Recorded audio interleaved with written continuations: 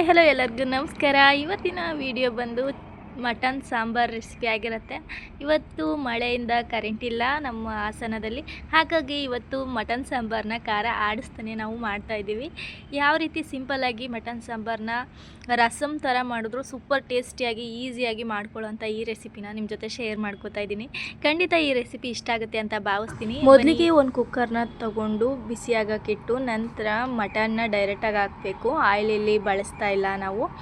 ಇನ್ನು ಮಟನ್ ಹಾಕಿ ಅದಕ್ಕೆ ಸ್ವಲ್ಪ ಅರಿಶಿನ ಪುಡಿನೂ ಕೂಡ ಸೇರಿಸಿ ನೀಟಾಗಿ ಮಿಕ್ಸ್ ಮಾಡ್ಕೋಬೇಕು. ಮಿಕ್ಸ್ ಆದ ತಕ್ಷಣ ನಾವು ಒಂದು ಸೈಡಲ್ಲಿ ಕುಟ್ಟಣಿಗೆನ ತೊಗೊಂಡು ಶುಂಠಿ, ಬೆಳ್ಳುಳ್ಳಿ, ಹಸಿರು ಮೆಣಸಿಕಾಯಿ ಮತ್ತು ಸಾಂಬಾರು ಸೊಪ್ಪು ಅಥವಾ ಪುದೀನ ಯಾವುದೋ ಇರುತ್ತೆ ಅದನ್ನು ಹಾಕಿ ನೀಟಾಗಿ ಜಜ್ಜಿ ಅದನ್ನು ಒಗ್ಗರಣೆಯಲ್ಲಿ ಹಾಕಬೇಕು. ಒಗ್ಗರಣೆಯಲ್ಲಿ ಹಾಕಿರೋಂಥ ಮಸಾಲೆ ಪದಾರ್ಥಗಳನ್ನ ನೀಟಾಗಿ ಫ್ರೈ ಮಾಡಿ ಒಂದು 10 ನಿಮಿಷ ಉಪ್ಪು ಹಾಕಿ ಬೇಯಿಸಬೇಕು. ಅದಾದ ನಂತರ ನಿಮಗೆ ರುಚಿಗೆ ತಕ್ಕಷ್ಟು ಖಾರ ಮತ್ತು ಸಾಂಬಾರು ಪೌಡರ್ ಇದ್ದರೆ ಸಾಂಬಾರು ಪೌಡರ್, ಮಸಾಲೆ ಪೌಡರ್ಗಳಿದ್ರೆ ಅದನ್ನು ಕೂಡ ಸೇರಿಸ್ಕೊಂಡು ನಂತರ ಎಷ್ಟು ನೀರು ಬೇಕು ಅಷ್ಟನ್ನು ಹಾಕಿ ವಿಶಿಲಲ್ಲಿ ಒಂದು 3 ವಿಶಿಲ್ ಕೂಗಿಸ್ಕೊಂಡ್ರೆ ಈ ಸಾಂಬಾರು ರೆಡಿ ಆಗುತ್ತೆ. ಈಸಿಯಾಗಿ ಸೂಪರ್ ಟೇಸ್ಟಿಯಾಗಿ ಈ ಸಾಂಬಾರು ರೆಡಿಯಾಗಿರುತ್ತೆ.